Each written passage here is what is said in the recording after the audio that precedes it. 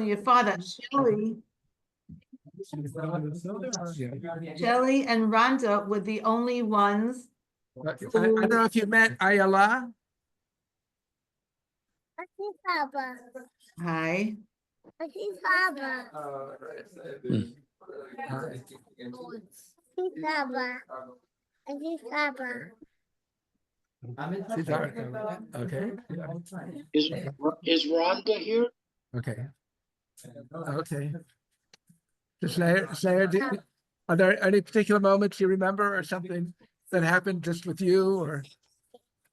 I can remember one random moment. Do you hear me? Yes. I went with Daddy to Israel after I left the law firm when he wasn't well, and in Israel I met many people among his friends and in the industry and so on. But he had one meeting at the time with Pinchas Sapir. Mm-hmm. Who was the finance minister, the Finance minister of Israel. Yeah. Oh. And they had a scheduled meeting to discuss the establishment of a biblical zoo in Jerusalem. Oh, really? Mm-hmm. And I don't have any memorabilia or anything from that particular meeting. Mm-hmm.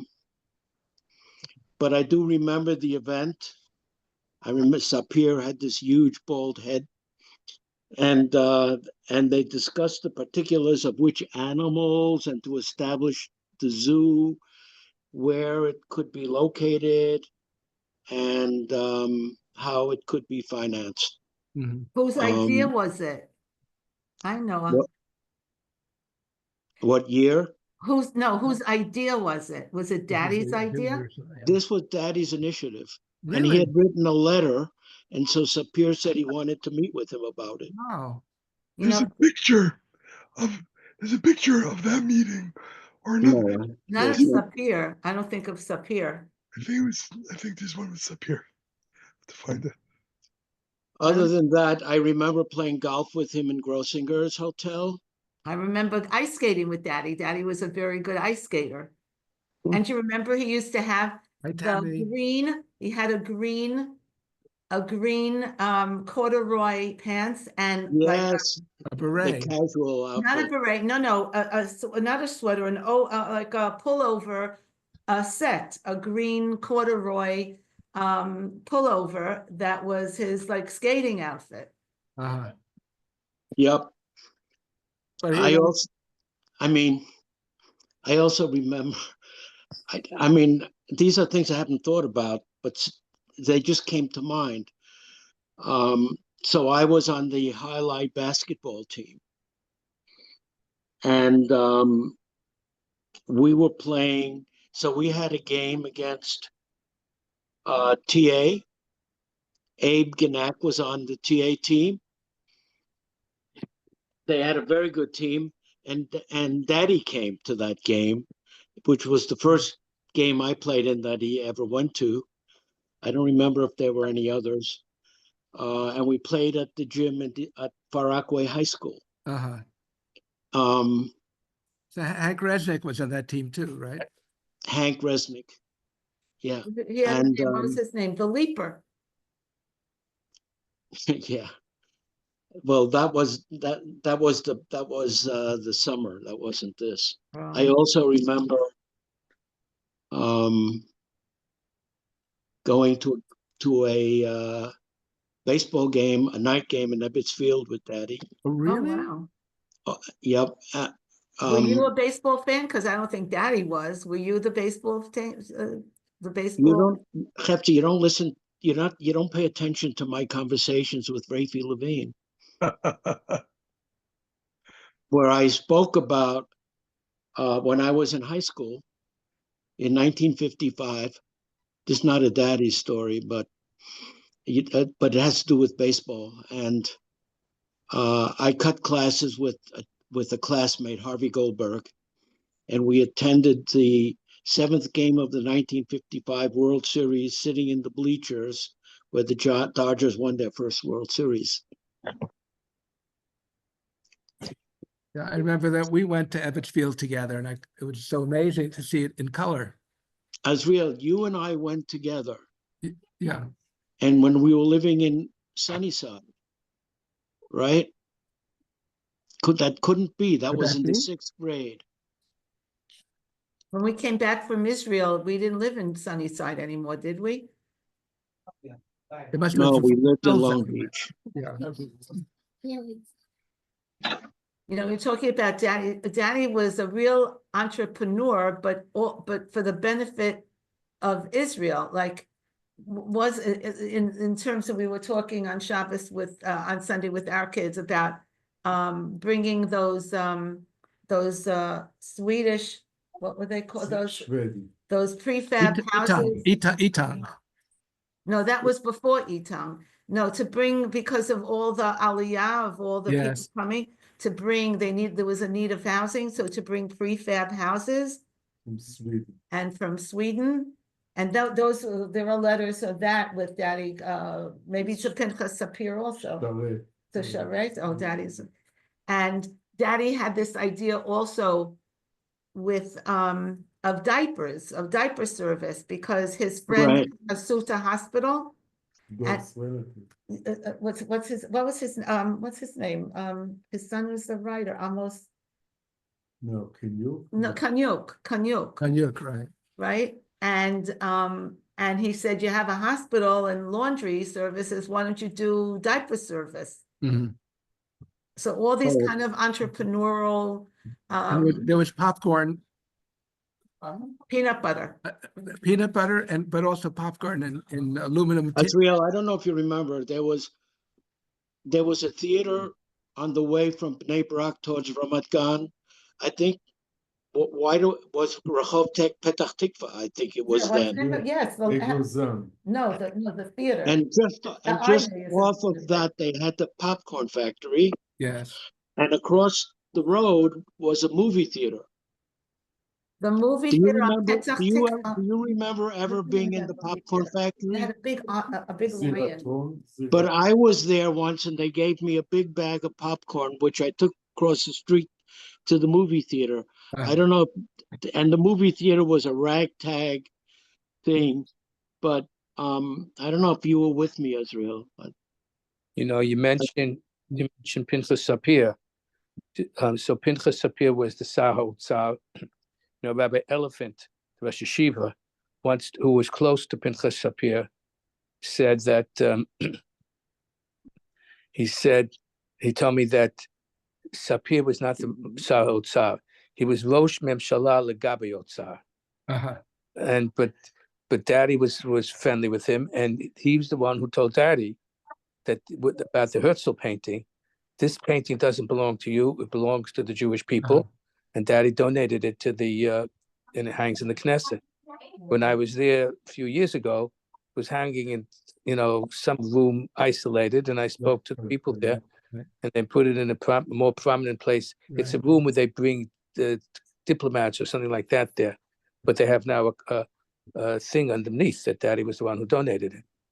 well, And I think Daddy said that was the only painting, the Wertheimer painting, Right. was the only one that Herzl himself sat for. done from life. That's what he said.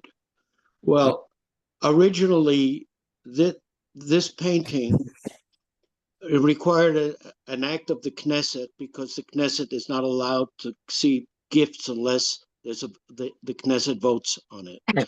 And so they voted on this, and then the Knesset went into the Chadar Asarim, where they were important ministers meeting. And then the painting was moved to the office of the archivist of the Knesset. And then I had a long correspondence with the archivist of the Knesset about that this painting it's not supposed to be in your office, and if that's where it's hanging, then you should return it to the family. So then it was moved to another public room, and then apparently it was moved again at the time when Menachem interceded. Well, And I saw the painting in visiting many years ago, visiting the Knesset, and there was an open door to a side room, a conference room, and I saw it hanging there. right, and Yeah. that's right. And but after that, it was moved again to some obscure place. Anyway, Uri says it was in Vadata Kalkala. so that anyway, I think we feel Daddy should have kept it. Yeah, It does belong to the Jewish people, but maybe it belongs in the Israel Museum. Well, we're Jewish people. Sorry. Right. I mean, I'm sure it's a gorgeous painting. It's a very valuable painting. Yeah. But And Daddy also had an idea then Invaluable about painting. putting a golf course in Caesarea. Well, there. And Shneya, do you remember that? I don't know. All In I know is that Sidney Genack went there, played golf every week. In Caesarea, but this was obviously very early on. He just had all these innovative ideas and worked towards having them, be fulfilled. So it's like a really amazing. Well, I have to see. So Daddy acquired the silver bust of Herzl, and do you have? Maybe you could show it if you have it. But Menachem I think has I it. have it somewhere. really? It was in the Jewish. It was in the not the YU Jewish the Museum. YU Museum. YU Museum. Where was it? In the YU Museum. Oh, yes. And then Anyway, yeah. a bust, a reproduction was made I have of, the Alva several Studios. 100 pieces or several, and it was offered for sale in Brentanos, which then was acquired by Barnes and Noble. I remember it was Alva Studios. I don't know why I remember that. Here he is. This is the reproduction. Now that bust in solid silver is beautiful. It's and The one silver is wrapped up in it. I never saw it. Yeah. who never saw it? No, Suri said she never saw it. Sorry? Did you break the nose? No, he didn't get to that statue. one. That was on the. You know what? It's not it's a Moses. child because it's not the whole body. It's just the bust. It's still a Shiloh. Baruch Hashem. I I'm think we wondering, Shelley, Kathy, I think you better get it back before Menachem looks at it again and decides to chisel off the nose. like he did on the Moses statue. Shelley, I'm wondering, Shelley, you were the first grandchild, and you were how old? My father was still alive when you were born, and probably you were 4 years old. Do you I have? was there. I was there Shelley- for many Shabbosim, and I have vague recollections of him. I have a lot of clear recollections of Grandma. Right. Of course, the magic shows I would have every Motzei Shabbos by you know who. I look forward to those. When you Yeah. were born, my father wanted one thing. I'm actually putting out another sefer called Birkas Yitzchak. Oh, excuse me, no. This is my next one is Gan Shoshana, number 4, and I have a lot about that. It's about Daddy there also, and I'm reprinting the letter. I did this in my last sefer that Daddy wrote, the speech that he wrote at Azriel's wedding, which was just exquisitely. I blamed myself. He wanted me to translate it to the people there, but I didn't do it. But it's a wonderful letter. But there's one thing that always comes across about Daddy. And it's actually all 5 of the siblings, their admiration and respect for their father. The love for their father, for Shlomo Yosef, was amazing. And when Shelley was born, and their mother. But what came across more for me was Shlomo Yosef, but their mother also, you're right, maybe. But when Shelley was born, Daddy wanted Shelley to be named after his father. But, the first name belongs to the mother. So Shelley, but I remember Schnee, he spoke to you about it, but I'll tell you a story related to that. The Rav once told me the story. Of course, he's named after his great-grandfather. And that when he was born, the Rav told me that Reb Chaim went to his mother, and he said these words. He said, "Noch the minig und noch the halacha. The erste Namen belonged to the mama, both because the halacha and the tradition."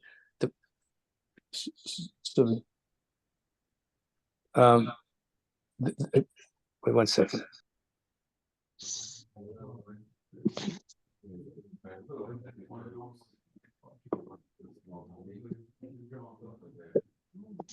So he said, the Dwarf told me, as nach the halacha, nach the min, the erste Namen belongs to the mama. But he said, if you name this boy after my father, Chaim's talking, after the Beis Halevi, I will be the Sandik, because Chaim generally was not the Sandik. And for whatever the reason is, and he was afraid of the blood, whatever it was, and so she relented, and so his name was named after Beis Halevi, Yosef Dov. But I think at the end, the Rav's grandson, some Yitzi Lichtenstein, he chickened out Reb Chaim. And the story goes that once Reb Chaim was a Sandik, this is what I heard him, I think I heard it from Yitzi, from the Rav, and the baby died. But somehow Reb Chaim blamed himself. It had nothing to do, with who the Sandik was. But that's why I always assumed it's just because he was just afraid of the blood. Mhm. But anyhow. There are Shlomo Yosefs. We have, Avram's son. Is Stephen Shlomo Yosef? David Genack is Shlomo Yosef. Stephen, right? And Avram has a Shlomo Yosef. And now my Menachem has a Shai, which, like mommy would say, a middle name never does. A middle name doesn't count, and certainly not initials. Shlomo Yosef is Shai, his middle name. But yeah, no, Shlomo Yosef, Daddy's father, was like an amazing person. It was. That's in the speech. The story about him is in the speech. But even Yes. more so is that mommy said so. My mother said, right, that he was special. I don't know about what she felt about Tema, but Right. He was apparently, remember. in the next Sefer, I asked Dov Genachowski to write a little bit about Shlomo Yosef, but he was very close to the Chazon Ish. I think they may at one time even learn together the Vilna Koilel, and when he died, the Chazon Ish came out for the Levaya. Well, they were neighbors. Mm-hmm. But the reason he Oh, moved. not Shlomo Yosef. I'm sorry, with Eli Moshe. No. But you're right about Shlomo Yosef. The reason he moved to Bnei Brak when they came from Europe, the family, was because the Chazon Ish was there. And the reason Daddy moved to Bnei Brak when we went to Israel in 1951 was because his father was there. Right. What did we go in 1951? I thought it would have been earlier. I think it was 50-51. We came back in 51. Was that right? Yeah, we weren't there, Tasya. Yeah, Well, we were. what grades were you in school? What grade were you in school? I would have been in third grade. You. I repeated second. Okay. So when would the Chazon Ish and I think they were together learn together? in Vilna. But was it as very young, when they were very young? It was in Kolel or something. I don't know. And I'm not. When I'm not sure how accurate it is because I think I heard this from Dove. So But Um, Azriel, you know the video you have of interviewing Dod Nachum Yes. in his apartment? Yes. He talks about it in that video. Okay. I thought he said that the Chazon Ish's father. No, but he must have meant my father and the Chazon Ish. Maybe in like, I don't remember where. It must have been Vilna. I don't remember. I have to look back. it was, But I know it was in mentioned it Vilna. in that video, Dod but Nachum. Chazon Ish came from Vilna. It's real. Who's in the room with you? Is it very loud? No, who's in the So let's room see, with here's you? Noah. Hello? Noah is Yaakov's daughter who's in Chicago now with her. Yeah. And here's Yaakov. Nice to see you. Who else? And Ah, here's Shaya. Welcome. Hello. hi, Shaya. I saw you just the other day. All But right. Shaya, are you named after the Chazon Ish? No, he's. That was his name, Avram Shaya. So Shaya and Oh, that's your son-in-law. Doesn't go that way, right? In-law. right. So Shaya and Noah were visiting Shaya's aunt and uncle in Arizona, and on the way back to Chicago, they stopped in here. From Arizona. Wow. Yeah. That's the geography. It's a straight line. For It's- sure, it's going to the United States. It's good you didn't go to New Orleans. Oh, my God. So Daddy, let's go back to Daddy. So Daddy was also a very cultured in so many different ways, in music and in art. And Daddy was What? he himself used to paint. You remember I actually think I have a picture of him that he painted. You showed me that drawing that Daddy did. It was, amazing. I remember I told you to send it out to everybody. Hepsi, you know what I'm Yeah. talking about? Which one? It's just a doodle that he did, a drawing of something In this little book. in that little book. Right, Shneya, you saw that also, like a In little, the picture. Yeah, why don't you send it out to everybody afterwards? I yeah. vaguely recollect. And Daddy was an unbelievable reader, and he in theater, like Shneya was, we recollect, and music. So did I I get don't this? remember the music so much because he really was tone deaf. Daddy was? Pretty much, yeah. How do you know that? He couldn't carry a tune. Still not. I mean, his favorite, I don't know if you remember his favorite music, the favorite classical piece was Bolero. You Well, know that? that's a good one for people who are tone deaf, Right. but I didn't know It's a that. beat, a repetitive beat. That was Daddy's piece of mine because I used to play it all the time Yeah, on the record player that in the dining room. right. So And Daddy was very involved in the Jewish Museum. Oh, so What was his friend Kaufman? What was his friend Kaufman? Isidore. No. Remember his friend Kaufman? I think he was an art dealer. And I'm not talking about Hartman. Hartman. No, Right. Hartman. We went to school with him. Right, Menachem, we went to school with Henry Hartman. Henry Hartman. No, he had a framing store on Madison Avenue and I remember and paintings. But Daddy, there was a guy, wasn't a frum guy, Kaufman. was he a photographer? Was he a photographer?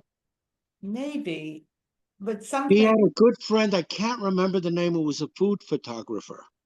I don't remember. I don't know, but and Daddy who's his friend from Canada? A doctor. Abramit. Assume that she's in the question because you don't have it. Well, Get another. I'm sure which. What's his name? I see him in front of me. Maybe he was a psychiatrist. Big Shelley Phil. I see him standing in front of me. Who are his friends from Israel, from the Gdud when he was, a chalutz?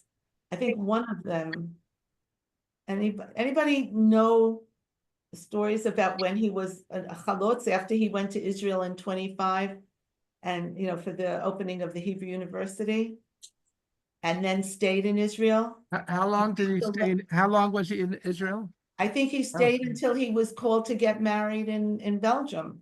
No, he came back because he got malaria. Yeah. He came back because of malaria. Yes, he That's was right. Okay. had to Where come did back he come back to? to Amsterdam. Came back to Amsterdam for a year, and then Amsterdam. Amsterdam. yeah, there was a diamond business in Amsterdam too. No, this is his. No. He was young. This is before the diamond business, I think. This is, he was, that picture they have in that kibbutz, which if somebody has, I have it. I, so that,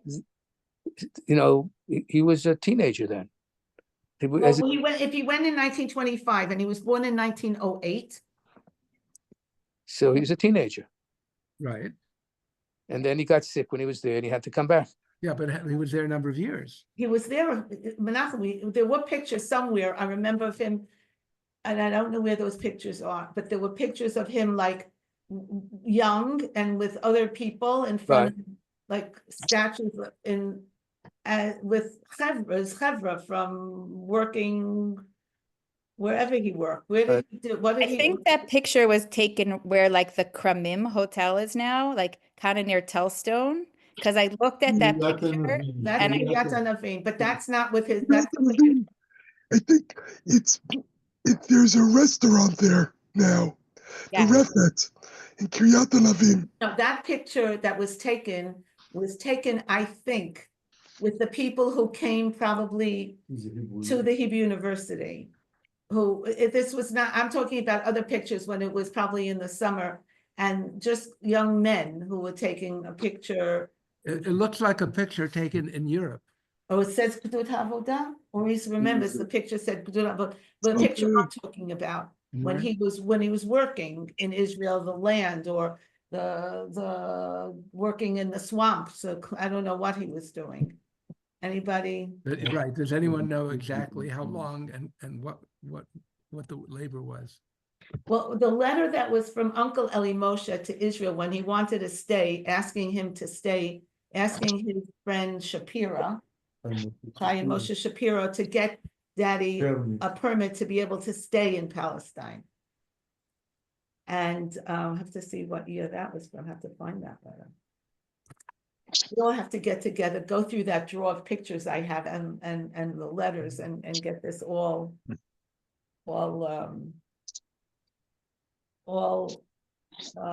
chronicled out. Because it's interesting that he didn't, I don't remember him, but my memory is a terrible memory. Him talking about those days before he got married while he was in Israel. Does, Shnei, do you remember us he was to you? 29 when he got married, right?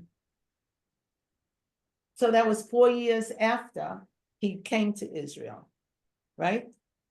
He got to Israel, he got there for the opening of the Hebrew University. So we know that was 1925. So he was, no, so if it's 25 minus 8 is how much? I'm doing it on the original, but it meant- He's a teenager. yeah, no, for sure he was a teenager. Right. He was 16 when he left to 1925. Palestine. Well, I think we should just get together, try to work out a chronology, Yes. because 17. nobody's quite sure about a lot of the 17 years important old, dates. Right. It would be a very good project. right? Sunday afternoon. So And that and the paintings we have to distribute. I think he won some kind of contest. That's a knuckle mention. He had It writing was a on- lot, it was a lot of, it was not a lottery, it was, Raffle. Is it really Moshe won? That's what say Dov, and he gave as it you're to. saying, no, he gave it, the dovetail said. Yeah. Nachum I heard it differently. Nachum has I heard something, yeah, that story that they collected sacks of rice or something, well, maybe And paper, cardboard boxes. cardboard boxes. Yeah. And they raised the money in that way. But I think it was Daddy who did that. Uncle Nachum told me that they really had nothing to eat, and the thing that they could eat, maybe this was a different time when there was a siege or something. I don't remember exactly, but the only thing they had was matzah, because matzah lasts forever. and this was where, this was in Poland still? No, this was in Tel Aviv I'm talking about. Oh, in Tel Aviv, A siege in what year? In 48? No, this was early. Wait, no, early. Maybe at one time when Daddy was there at one time. Remember, Uncle Nachum told me, you were walking, told me, he said, your father built some of these things. Mhm. Some of these what? I guess buildings or something, or Near Rechav Maza. In Bnei Brak or? no, in Tel Aviv. We have to remember, Tel Aviv was built. It was a new city. I mean, built it as what? As a worker? As a worker, yeah. Oh, so he worked in construction? Yes. It- Yes. so when How you- do you get malaria? he must have worked also in that Tel time. Aviv was There were what do you call it? There were swamps and everything there. Not in Tel Aviv? Yes, probably in Tel Aviv also. I'm not sure. No, Tel Aviv had sand. It didn't have swamps. I don't know, but I don't know where he worked. I just don't know. Yeah, You think so Havera? They have I want to talk a little bit about what to continue what Hefsi was saying. That that our father was really a man for all seasons, kind of a Renaissance man. Yes. His life was really cut short at a very young age. He didn't reach 60 years. And I think, yeah. So he, among his many gifts, was a gift for friendship, which was amazing. People were drawn to him. And people who were in the foremost of the arts. For instance, he developed a relationship with Herman Wouk, who was the #1 bestseller author in fiction and nonfiction in the United States. He had written Marjorie Morgenstern at the time. Pain Mutiny. Came Mutiny. This Is My God. I think Menachem has a signed Right. book of This Is My God. In the world of music, he somehow befriended Lionel Hampton Oh, right. and was involved in conversations with Lionel Hampton when he was composing the what he called a kind of a concerto, the King David suites. Lionel Hampton at the time was like the top 5 musical performers in America. Do you remember he came to our house, Lionel Hampton? He came to our house. He played on the piano. And he played the themes from the King David suite on the piano in the living room. Right. He was a xylophonist. Right. Yeah. Of course, we already heard stories how he had become friends with people who were the founders of the state of Israel, ministers, had acquaintances with presidents of Israel, Ben Tzvi, even the prime minister, the first prime minister, Ben Gurion, and so many people in disparate parts of life, and then in business, he was known in business as Honest Isaac. Right. That was, and people referred to him as Honest Isaac. I remember that. No way, guys. What? Did you leave? Yeah. And leaving the I was working on something else. I'm supposed to go. and he had served for several years as my problem. Shelley, what happened? Did you drop your phone? He served for several years as the controller of the Diamond Dealers Club, which was basically a very important position of this. I thought it was treasurer also. What? Secretary, I think. I thought it was secretary. I thought it was treasurer. He was the controller, in effect, the treasurer or the CFO of the Diamond Dealers Club, which was a very big deal. When after he passed away, a few months after, I was called by the current president of the Diamond Dealers Club to come to his office. And when I got there, he said, we never got a chance to give this to your father, but he wanted to give it to me, and here, this is what he gave me. Oh, yeah, Oh, there- I that's what it remember. is. Can you see it? It says on it, it says what his title was there, no? It says, presented to Isaac Genack, Controller, Oh. Diamond Dealers Club. Mhm. Oh, control. Who was the president then? Shelley's got Shelley? I Yes. know who, I I'm don't know, I sorry. know who was the president of the Israeli Diamond Dealers Club, Schnitzler? Snitzer, but I don't know, I don't remember that. Yeah, so he had this gift. I think Menachem, you have those genes, Menachem, of meeting with and having people who are important. They were attracted to him, and so in the world of music, in the world of art, he had an amazing eye for art, and he saw things before other people saw them in the world of art, particularly Lesa Uri. Kanyuk was his, Um, or he's he was from the Tel Aviv, starting the Tel Aviv Museum. His Kanyuk. friend Kanyuk. He founded a newspaper for children. Oh, of course, we forgot that. No, Olamenu. No, Olam Chadash. Olam Chadash. Olam Chadash, together with Wolf. What was his name? Usher Wolf. Who founded it? Father. Really? Right. Are there any copies of it around? I remember I used to have one copy, and I don't have it. Maybe Evan is kind of an archivist. He may have something. He was What? also the treasurer of the Talpiot series. The Talpiot, which was put out by YU, on Halacha, Agoda, Musar, Yadut. Yitzi, could you say that again? What did you say? He was the treasurer for Talpiot, the series Ah, of Sfarim by YU. I have five volumes. William B. Manischewitz was the president, and he was the treasurer. Really, I didn't know that.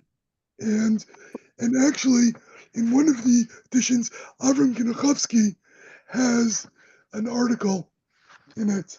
Herb Shlomo Zalman Auerbach and others. And another, Eli Moshe Genachowski has an article. But in several volumes, he was the treasurer. And Where'd also, you get that from the Seamus of the? yeah, I collect stuff. Yes, you can see from his library. But I also have, this is from the Surah, which was the academic Ma'asaf L'Mechkar Liyun B'Bayot Yisrael V'Olam. It was Shmuel Mirsky also. Oh, who was a good friend of Daddy. Yep. So in the I remember his wife, what's it called, Ima? in the Masad? Hakdasha, L'Yedid Nafshi Yakar L'Ne'eman Surah V'Talpiot Isha Torah V'Tarbut Mar Yitzchak Genack B'Berchat Ahava U'Be'Okara Shmuel Mirsky Gimel Shvat Tavshin Yutet. Where did you get that from, Yitzi? This must be from wait, the library. Kopshin Utet. 1959. 1962. Right. 1959. Yeah.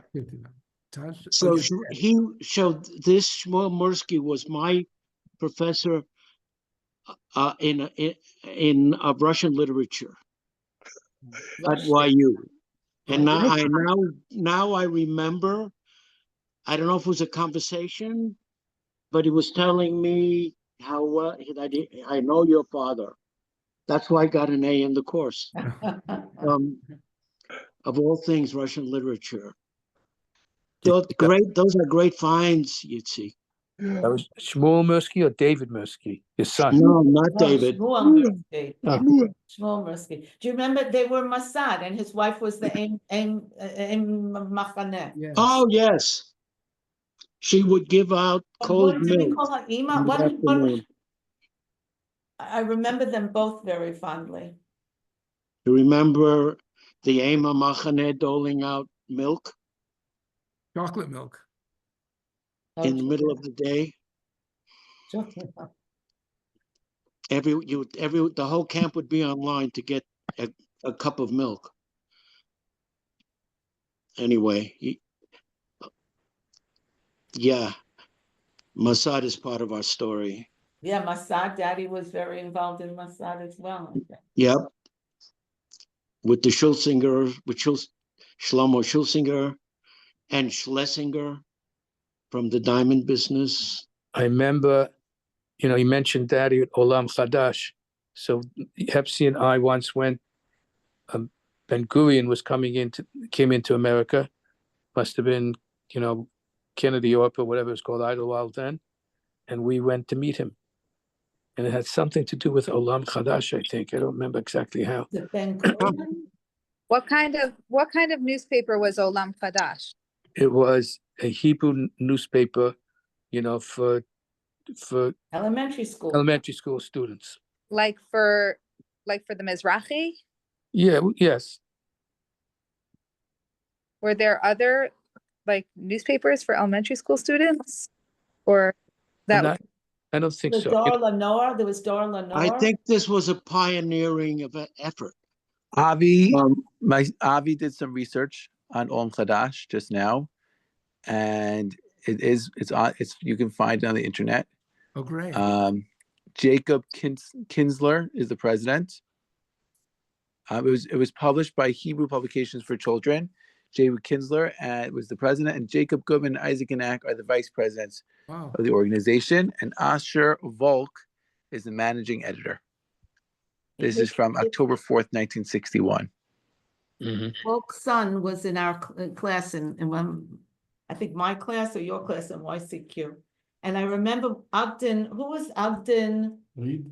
Ogden Reed at the airport, It is Menachem, but I don't remember so. who we were seeing. Ogden Reed was the ambassador to Israel. So I remember being there and I Right. remember, I think it's probably because of the picture, but I don't remember who we were waiting for.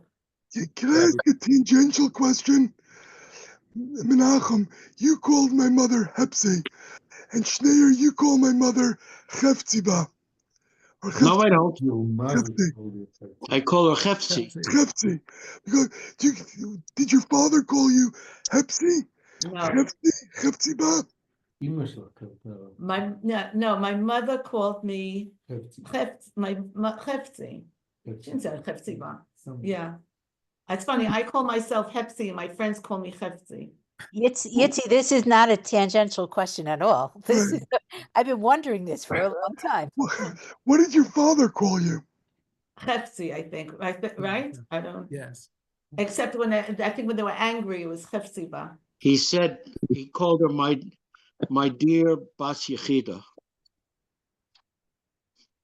I always wondered, but I think we've discussed this in the past, that and it's real, I think I discussed this with you, that we were both named after our grandparents on This is mommy's the side. publication. It was published in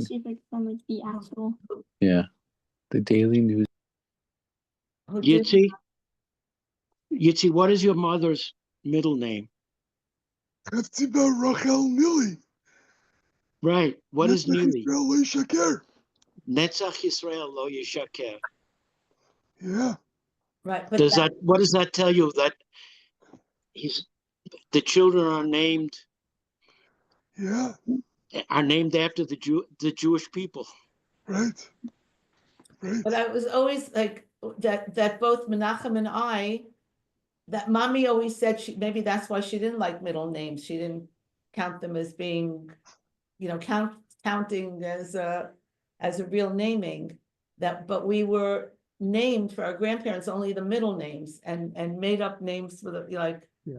not but made that, up. that's very traditional, not to directly name for somebody who was killed. So there's a name before it, like Hefziba, which is Lo Tikare Shma Od, was it Amduva? You know, that's something else I just learned. That's in Yeshai. It was my bar mitzvah of Torah. Mhm. Right. It's also the It's, name it's also of right, That's real. There is a custom not to name somebody after. but to have a previous, in other words, you have a Single first name. name, Right. which, and then the second name is the person that you're naming It's for a person who was killed. Right. So it's Menachem, course- therefore it's Menachem I never Dov. knew that. And there's a message That in the explains a Torah, lot. Menachem, that Dov will Not mentioned like this. Oh, be so Nechama, and that Chepsi, which they wanted, of course, Chepsiba, they're waiting for one of the girl, but it's also related to the, you know, the Haftarah of your birth, probably, that that the Jewish people will be desired, not abandoned. And it's a name for Yerushalayim. I have to wonder, honestly, why do you call like Pepsi-Ba? Like, it's a weird pronunciation. You said, "Well, have friends call it Pepsi." That makes sense. Well, who is, you said that they were killed? my brother's parents were Their killed in parents. Kovna. They were killed in the war. And they killed the Kovna ghetto. I'm not sure about that. How do you know? I may be mistaken, but that's what I thought. We have a letter somebody wrote. Why would they have been in Kovno? Jews were collected into the ghetto. They What? lived in Mommy used to stay, you know, what Velka Vish was Kovna Gabarny. There was that province of Kovna. It was near Kovna. Weren't they from Grind? No. That was my Vilkovich father was right. the name of a province. No. And it still is. It still is. That's the name of the town. No, it's the name of a province. No, I don't think so. Velkovich was the name of a shtetl. Kovna was the name of the province. Kovna Gabarny.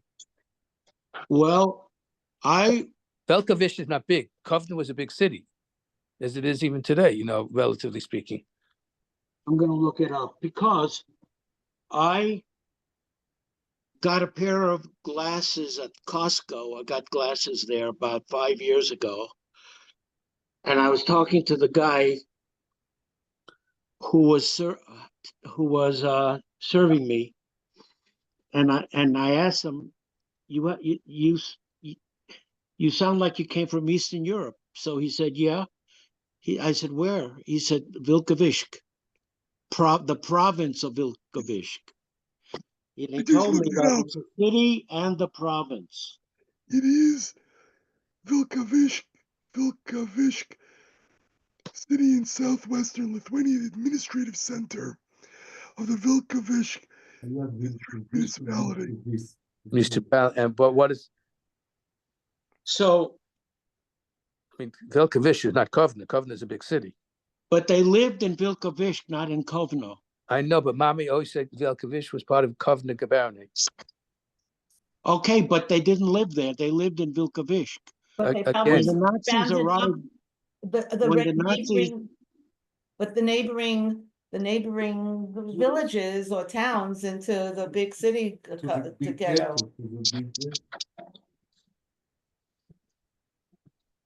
But anyway, I always thought that, it's funny because I always thought that maybe Mommy was insulted that we weren't named fully for our grandparents. So, you're saying that No, that it was named purposely and meaningfully. so Mommy's. So let's go through Mommy's. That's an insult. She had good reason, honestly. I would feel like that. So let's go through this. Her sister, the ones who were killed. So what were their names? Her brother Shragi. What? So her brother was Tanchum, her younger brother who was killed. And he was not married, right? No. right, he was younger. And then Henya, my daughter Tommy is named after Henya. Her name is Tamar Henya. Oh, really? Yeah. And again, I think mommy said, oh, it's a middle name doesn't count. I remember she said that with Donnie, with Dov doesn't count. But And- she and- did that. Wait a Yeah. minute. but I now want to. that's why. Henya Not was from married. Dove. I He think did it's that. very important for us to be clear about where mommy's parents and her brother were killed Yeah, by I the believe Nazis. I believe it's the Kovna ghetto. Why would they have been in? What's the basis for that? Because Vilkavish was next to Kovna and they rounded up Jews to the big ghetto, which was in Kovna is Kovna. much bigger. So that's like the governing area. I mean, it's well documented what happened when the Nazis arrived in the town of Vilkavish. So Uri is saying, or you say, because I no, Uri is saying Schneier, mommy's twin brother, wrote a letter. Parents-in-law. They were killed in the fortress. From Vilkavish? No, from Kovna, in Kovna. So why did you? הוא לא כותב על ההורים שלו? Oh, he didn't know maybe. What is he saying? No. That Shneor Matz wrote about his parents-in-law that they were killed in the fortress of in Kovna. There was next to Kovna a fortress. The Jews were killed. That was that the I don't know. ghetto? Next to Kovna. And that's what they were brought there to kill them? His parents-in-law were killed there with his wife. Wait, I can't. Why would they have? They lived in Vilkavish, in the town of Vilkavish. They gather all the small shtetler into one ghetto. They did it everywhere. Like Warsaw. People in Warsaw didn't mean you only lived in Warsaw. Everywhere. Biggest city. So that's where this ghetto was. And from all the people around there, they were sent to the Warsaw ghetto. How far was Kovna from what? Wait a minute. So I have a book here about Poland. I could show it to you. The Nazis, when the Nazis arrived in Vilkavish, that same day, they rounded up all the men and brought them into the forest and shot them to death. And all the women and children were brought into the synagogue, into the shul. And 2 days later, they killed all of them. And the Jewish population was still in the town of Vilkavish. Could be. It was not. The people And they were left. quite, Yeah, Uri has a friend that he only got together, a childhood friend. They grew up on the same street, and he only got together with him around 10 years ago. He looked for him, Yaakov, his name is Yaakov Dorot. And he looked for Uri when they came to the States for the wife came in for a conference, and he knew he worked in diamonds, so he found him. Works out that his mother-in-law came from Vilkavish, and she died at 100 years old. Like a year or two after they reconnected. So it's chaval that we never got to speak to her. But this woman's brother, I sent you all a map. This woman's brother went back to Vilkavish after the war, and he drew a hand-drawn map of the town, and in it, and he wrote in Hebrew the houses. He put like little boxes of houses and which families live there and where the shuls were. And there is Matz. There's a family of Matz. okay. So they lived in the town of Vilkavish. Yeah, that we all know. Yeah. And we also know that the Jewish population was in Vilkavish when the Nazis arrived. But maybe There's a letter that Azriel sent out like a bunch of years ago. That's, I don't know who was writing to who, but they were writing, I think, to like someone maybe to your parents in America, and they were saying what happened, and it says that it talks about like the terrible day in the Kovno ghetto, and that says that a lot of the family perished there. We I don't wouldn't. remember who specifically wrote the letter, but it Who's was that? Who's That's what I understand from Nava. whose family, Tommy? about the Matz family. Mets, but Yeah. I don't know who specifically from the family, but the letter says like a lot of people from the family perished on the terrible day in the Kovno ghetto. And that's what I understand from Nava, who's Straga's brother and the daughter of Yaakov and Henya Mitkovsky. Wait, That who is was in the that? Kovno ghetto. Last few years I've been calling her. We always speak, but she hasn't answered. I think she does speak to Dora in Italy. I'll have to ask her. Is Dora Schneer's Daughter. daughter? Yeah. During the war, she survived because she was put with Catholics or something. And after the war, they got her back, which wasn't so simple as a little girl. But Uncle Schneer, who was my mother's twin brother, he survived. I don't know if it's the Kovno ghetto or whatever it was in a concentration, but he survived, but his wife did not. Right. What's the story of getting her back? Like, why was it hard to get her back? We wanted to hold on to her. They hit her with some Catholic family, and they didn't want to give her back. At the end, they did. How did they get her back in the end? Her name was Devora at that time? Yeah, yes. Yeah. He used to call her Deverila. So, Bubby, your mother had a twin brother, Schneer, had a younger brother, Tanchum, Right. and a sister. And Lazar, And the oldest was Lazar. who went to Israel, and so he did not go through concentration camps. In what years did So he I just want to read you something. I'm just reading this on the internet. I could find the book as well, but the invasion of Lithuania by the German army in June 1941 caused the destruction of about 90% of the houses in the village of Vilkavisk. During the first months, that's what it says here, but what I read in the memorial book was in the first days of the German occupation, they together with their local helpers murdered 3,056 people from Vilkavisk, most of them Jewish. But then there seems to be some kind of documentary evidence about Kovno. Anyway, this is supposed to be about my father's yahrzeit. I just want to mention that in the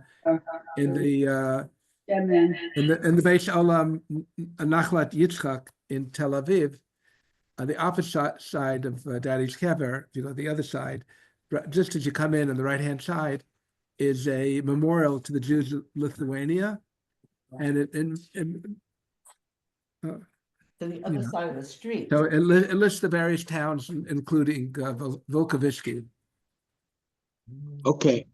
I mean, Schneider is right about one thing. In Lithuania, a huge percentage of the Jewish population was massacred, and generally they would come in and they'd just kill them on the spot. The Lithuanians were terrible anti-Semites, only matched by the Ukrainians.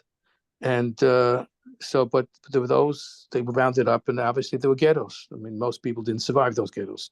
So in Lithuania, it was 93% of the population that was killed. wow, More than any other place. 93% of the Jewish population. Of the Jewish population. Of the 93% of the Jews were killed? Yes. Wow. Our family survived because they were Zionists. My grandfather, our grandfather went to Israel in 1938 or whenever it was before the war because of Zionism, when Eli Moshe was there. And the ones who stood back, each one has a miraculous story how they survived. As we know, Daddy and Mommy went, they ran away. I think Mommy didn't want to go, but Daddy had the foresight to say, we can't stay here. And they were on a boat. I don't know where, but they ended up in Morocco. And then they got out because of the benevolent king, Muhammad V, because the Vichy French wanted the Jews, and he is, I mean, whether the story is true or not, probably exaggeration, but he said, I have no Jews. I only have Moroccan citizens, and refused to give them over to the Nazis. Yeah, that's But- true. But then they left and came, you know, I'll tell you a story. I even have a picture of this conversation. Hillary was telling me, I went to Morocco with Suri and with Joe Lieberman, a good friend of mine, Gary Torgo, and myself. We went as guests. They had invited me to come as a guest of the government. So we stayed from Sunday till Thursday, and we met, different people in foreign ministry and other things. A very, very interesting trip. We went to some different cities, but Hillary was telling me about this. And, she was telling me she go to Morocco and how the king saved the Jews. I told her, Hillary, I know I'm a beneficiary of his policies because my parents were in Morocco in a detention camp. And if not for that, they wouldn't have survived. I Even in thought the that detention camp, I thought they were in a stable.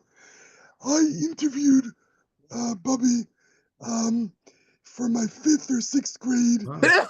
assignment, and a lot of interesting things. But she said that they were in a stable, like in a barn. Oh, really? I thought there was in some Schnee. You should know. You were there, right? Once when you stayed by some guy, right, who was very good, right? And I think Dad used to give him some money once in a while, right? Schneier? I don't know that story. There was some guy who was, I don't know the whole story. I think he was somewhat helpful to them when they were there. And She said that I don't know who is with them, Shepsel or Shepsel would have gotten straight to Cuba. He left through Portugal. so somebody was there, and he got sick from hearing the planes flying over all the time, and he would throw up on the straw. I think that could be Israel. that was Zelig, yeah. Zelig, okay. But she also said that they were, this is the way I remember it, that they were in Dunkirk, in a cellar in the Battle of Dunkirk. And there was somebody who wanted to kill all the Jews that was in the cellar with them. But he didn't have any arms because he was a veteran maybe of World War I or something like that. Shneya, do you remember anything? How old were you? his baby. 2, 3. Wasn't a baby because there were pictures of him in Belgium, unless there was mistakes. So I think The way I heard that they took, she almost missed the train because she had to get fresh milk. Right. Schneier, are you there? What happened to Schneier? He left. Oh, he's still. He's still on. So I thought that what happened was because mommy wasn't a resident, that they were rounding up people and she was still she had to appear at the train station, and that's when they decided to leave. I don't know. I thought it was different story. I think when they were in Belgium, I think a German soldier slapped Daddy in the face. That was in France. That was in France, not in Belgium. In France. What happened? Oh, Schneier, Hello. There. you're back. So what? We just don't know the history. Daddy, I think Daddy wanted to leave, Mommy didn't want to leave Antwerp. Is that correct? I don't know that. So I may be wrong about that. No, I just that's don't know. right. I mean, you may be right. Wasn't there some German officer or something, some soldier slapped Daddy in the face, and then they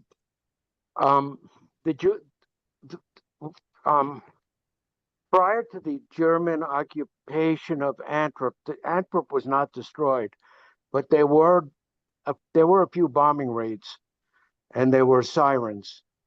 And Mommy would talk about when she was giving me was giving me a bath, and the sirens came and she took me out of the bath and ran with me to the basement.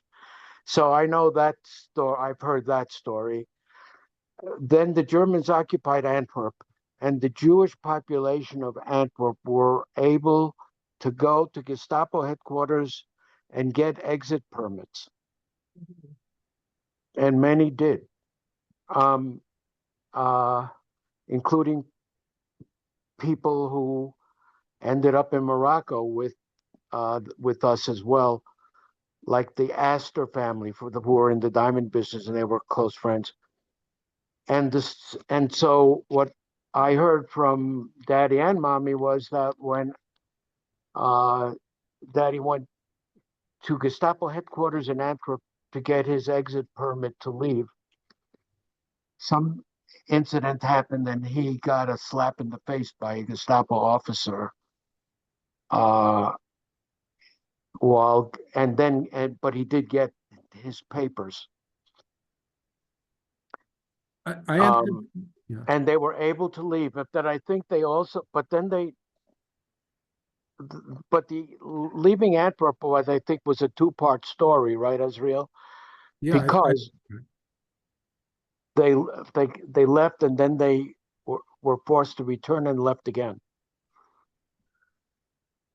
Where would I they? think it was the French that returned them, probably. They couldn't make it through France first time. So that was a slap in the face. And that is also the story where I'm supposedly have said something to a German officer at the railroad station. I don't know if this is an apocryphal story or not, but everyone's heard it. Right. Yeah, you said I haven't heard it. Right? Claire? Can you say it, Schneider? I never heard it. We had all our valises lined up and at the railroad station, and some Nazi official or officer was moving the luggage around, and I supposedly said, "Attention les valises." And how old were you? Watch. Schneider, how old? So how old was I? I mean, You were born. Should we give out? What does that mean in English? So I mean, I couldn't have been even Leave them alone. Leave the valises alone. Yeah, watch out for the valise. What? I mean, beware of, watch out for it, the valise. I could look. We could just Google when the Nazis occupied Antwerp, and I remember Bobby saying that also there was a Nazi that actually picked you up. Schneider said how cute of a baby you were, how cute you were. Because who told you? Bobby, I remember this story from a long time ago. I don't remember this. Yeah. So he was a year old. Not related, but I can tell you a story about somebody who was in the Young Israel Forest Hills. Her name became Rachel Kabursky, and her family left Berlin by plane. And as they were boarding, the Gestapo ran up to bring the family back. And they were actually bringing them back because she was the youngest child ever to fly on Lufthansa. Whoa. And then they let her go. That's funny. You remember Tzvi Kabursky from the Zev Kabursky from the Young Israel? That's his wife, Rachel. Oh. So Schneider, it was in 19, so you were a year old then? If I wasn't talking I wasn't saying complete sentences in French. They invaded Apparently Belgium in 1940, May 10th of 1940. And you came to America when? 1942, when in Israel, you were born in the States already, right? Right. Right, I know you were born in the States. So how long was it from when they left Antwerp till they came to America? 2 years? How long? When did they come to America? This is all in the letter from your father Right, as a custom. to the Department of the Treasury. right. Listen, if we want any letters, we got to get copies from Evan. I actually think I have the letter. I think you do. You sent a copy of it. What? You sent a copy of it. I sent a copy to everybody? It sounds very familiar. Yeah. Because Daddy had to, it seems that Daddy had to lay claim, had to give a history of where his diamonds were from. Because when they came to America, they took the diamonds. So he had to make documentation and make a declaration of the history of those diamonds, where they came from. And how he acquired them. And were the diamonds hidden in his suitcase the whole trip through all the different countries? So it seems that it was, and you know what, when we went through the house, there was an old suitcase, he hid it in the suitcase, and who knew it had so much significance? And it was just thrown out that. I'm sure. I'm sure he took the diamonds. I'm The sure my president mother took took it. it. Wait, but actually, I was talking to Dove like maybe 2 summers ago about the diamonds, and there was like a I wasn't clear. Did he ever get the diamonds back or not? Yes. Yeah. He had a story about He declared it of his own free will. They weren't discovered. Dove said a story, I don't think about them, somebody else, in that they hid it in their undergarments. Moshe Oh. Kamil. Yeah, no, Dove Dove. said something about that. Dove, I think, said. See, I always thought this story, it's like, here, this is like, family lore, but that mommy wasn't a resident, so she got a notification that she has to go to the train station. So everybody decided, that's it, we have to leave. They went to the factory, they divided up their diamonds amongst them, and then they left. She considered a foreign citizen. Yeah, 'cause she came from- They deported them first back to Poland. Well, she was from Lithuania. To Lithuania. They Yeah. deported them back to. Yeah, so that's the way I told my children the story is.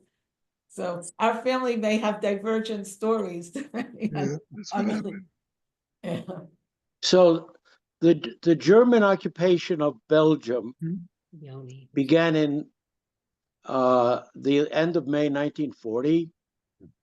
And I know that the whole country was occupied within a week. And so when I was born, the Nazis had already invested Antwerp for over a year.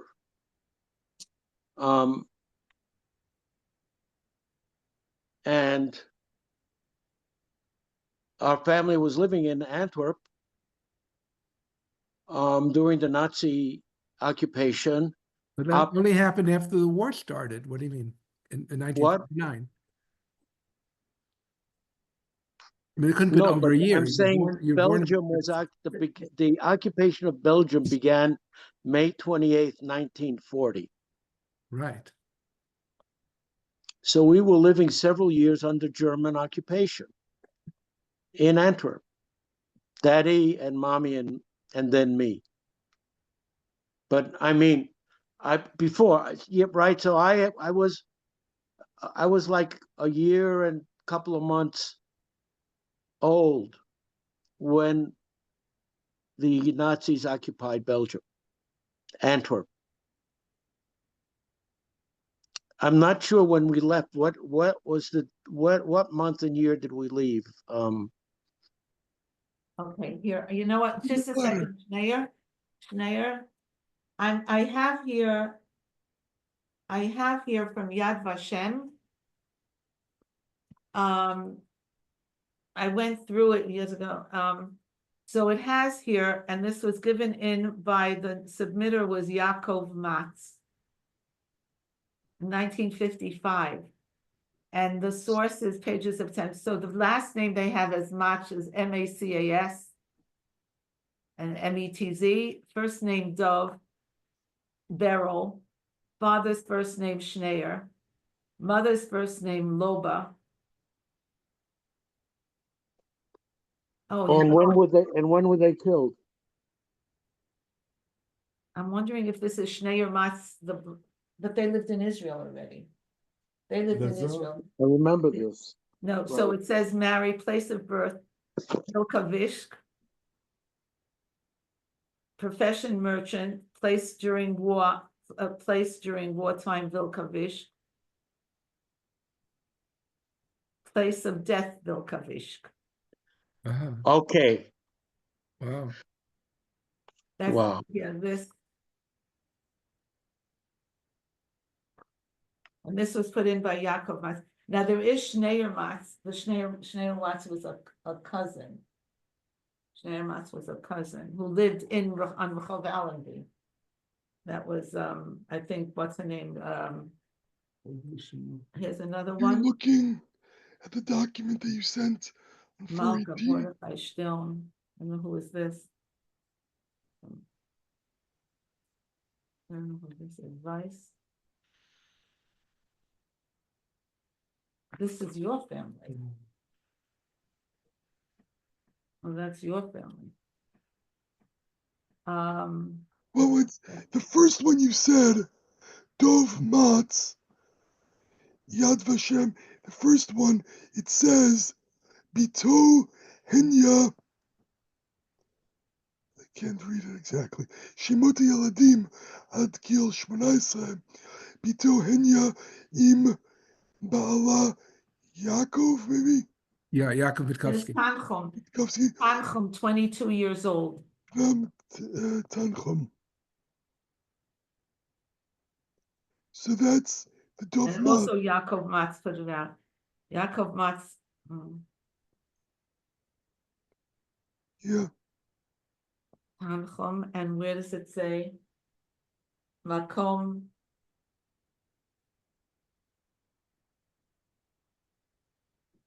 Okay. Ravak. Where does it say here? Like where they live? I can't see that. Schneier, I just see there's a picture. What, Schneier? Yes. Where is this picture taken? Wow. We see that picture. That's the Wait a minute. the house. Is this picture taken in Belgium or where is it taken? Wait, In Do Cuba. you see it? I have to find the connection again. I've lost it. I hear you, but I don't. Okay, I have to. You could. I'm looking here. What does it say on the bottom? On the bottom left. It has BITLEI something. That's the photographer. And there's nothing written on the back. Oh, could you show it again? Do you see it? Can you see it? Is this taken in Europe?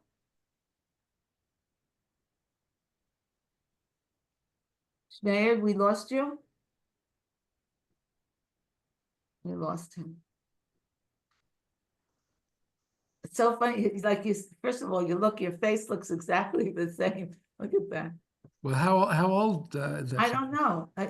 Is So this this, there? it looks European. It doesn't look like a. I think it's a Purim. You know what? Maybe I think this is from Cuba. I think it's from Purim.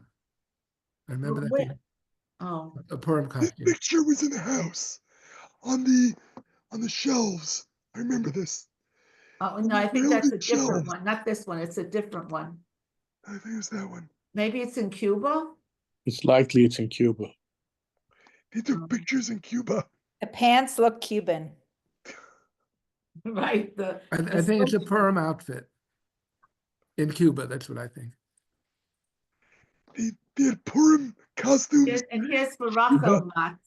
And Matz has been, it says Rachel Matz born in Lithuania to Rivka. Born prior to World War II, she lived in Calvaria. During the war was in Vilkavishk, based on a page of testimony by her brother-in-law. Who's her brother-in-law? That was no, that wasn't her brother. So Israel Matz wrote a beautiful letter that I think you all have about the charity in Calvaria where he grew up. Yeah, he wrote a thing, my hometown Calvaria. Pepsi, Right. can I see the picture again?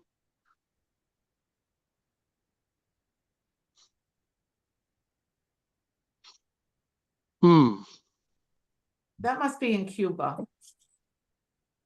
Right, I think so. I have other pictures from that period from the same photographer. Oh, there it goes. In any Wait case. a minute. So, do we have evidence that that our grandparents were killed in Vilkavisk? So according to these statements, they were. Yes. So not Kovno, to be clear. Oh, Maybe Kovno was more like, cousins or aunts and uncles and more extended family.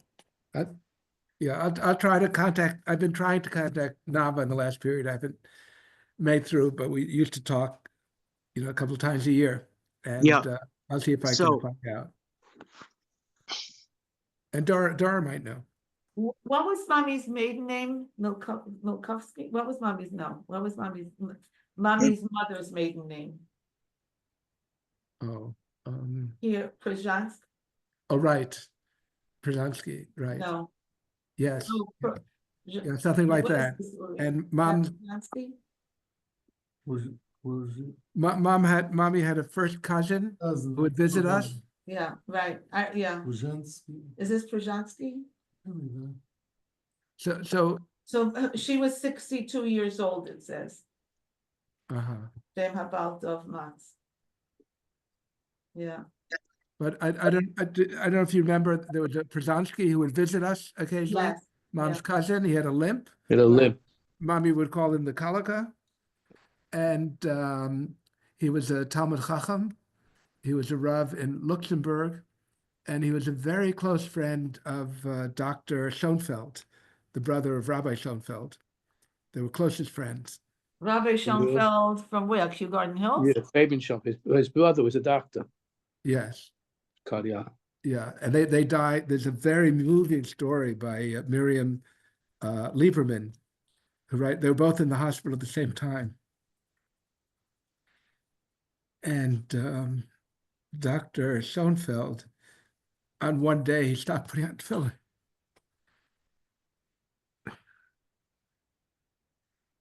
Yeah, and they hadn't told him.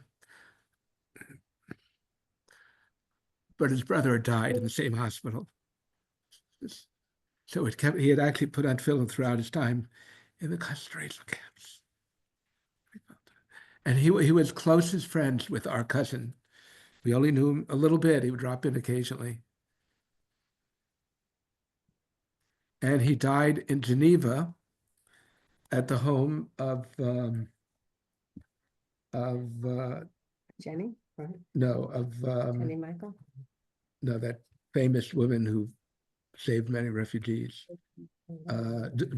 Dvora's parents. Oh, Dvora Weinreb. Dvora Weinreb, her parents, in right. Geneva. Yeah. And I believe he was a Rav in, maybe the chief Rav of Luxembourg. Oh, but then in Przanski? Przanski. Interesting.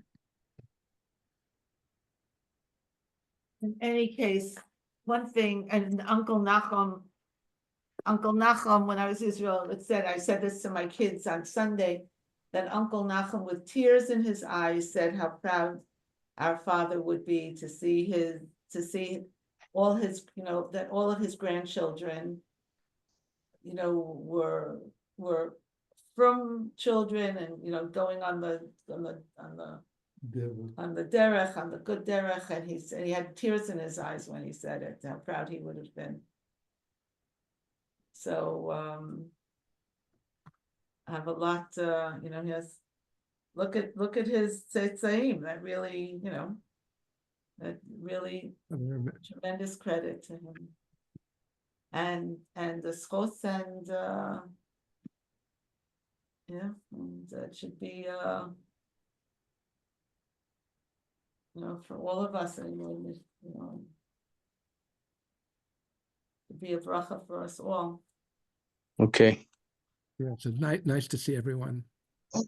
And good I think memories. you started the Zoom, so you should be getting the recording. Okay. If you could send it out to everybody. Okay. So so I'll have to, I suppose there's a way of doing that and sending it to all the people who are listed here. Yeah. Because that Zoom will have that record. So yeah, let me just What is that? stop the recording, I guess. Asriel, where are you now? Okay. I'm in Yitzi and Javi's house in Muncie. Feel good, Israel. Thank Do you. you have a plan of returning to the west side? We've so far we've been playing it day by day. We'll see how we do. Okay. Okay, thank you all, and Mazel Tov on the wedding tomorrow. Thank you. And Thanks happy so much. Hanukkah. Before Shalema, feel good. Donnie, Mazel Tov. Thank you. Bye-bye. This was Thank you. so Thank you for nice. putting this Dude, together. thank you for putting it together. It was really, really great. Nice to see you both. Yeah, great to see everybody. Go to sleep. You have your wedding tomorrow night. Get some Thank rest. you. Right. Thanks. Will do. Bye-bye. Bye. Bye.